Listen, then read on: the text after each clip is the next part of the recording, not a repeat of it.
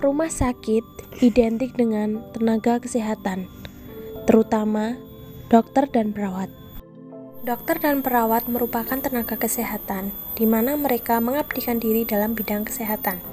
Dokter dan perawat memiliki pengetahuan dan keterampilan melalui pendidikan di bidang kesehatan, yang untuk jenis tertentu memerlukan kewenangan untuk melakukan upaya atau tindakan medis. Petugas kesehatan merupakan tokoh kunci dalam proses penyembuhan pasien, lebih khususnya adalah dokter. Menurut Undang-Undang Nomor 29 Tahun 2004 tentang Praktik Kedokteran, profesi dokter berdasarkan suatu keilmuan, kompetensi yang diperoleh melalui pendidikan berjenjang, dan kode etik yang bersifat melayani. Merujuk pada kode etik, dokter memiliki 4 peran. Yang pertama, dokter sebagai pendidik, yaitu memberikan promosi pendidikan kepada masyarakat baik individu, keluarga, maupun masyarakat luas. Kedua, dokter sebagai pengembang teknologi layanan kesehatan.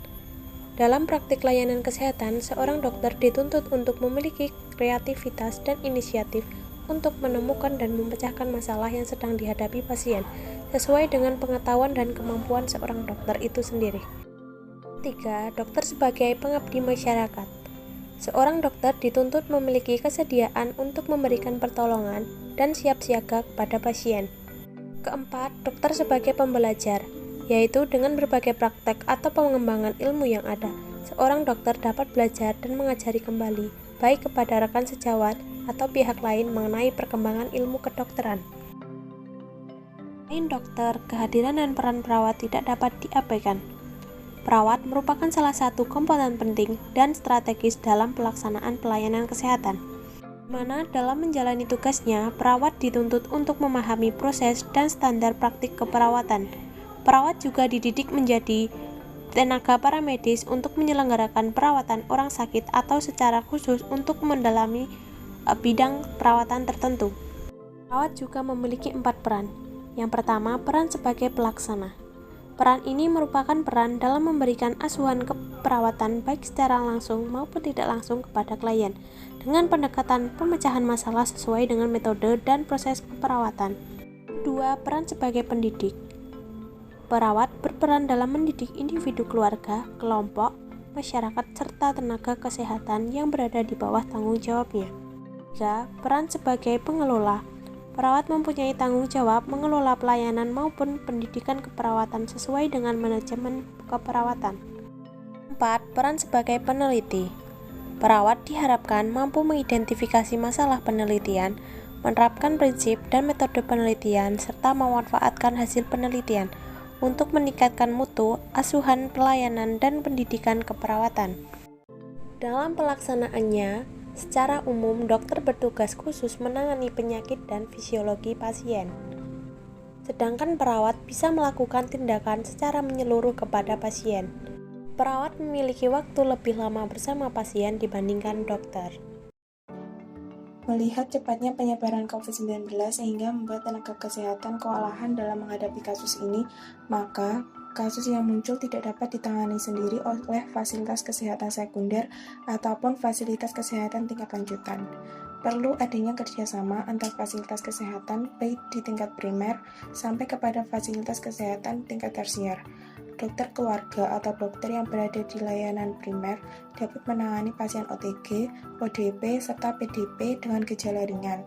Dalam melakukan pelayanan terhadap pasien-pasien, dokter di layanan primer harus juga memperhatikan aspek kesehatan dan keselamatan dalam bekerja bagi dokter itu sendiri, serta selalu berkoordinasi dengan puskesmas maupun dinas kesehatan setempat atau rumah sakit untuk mengelola rujukan pasien.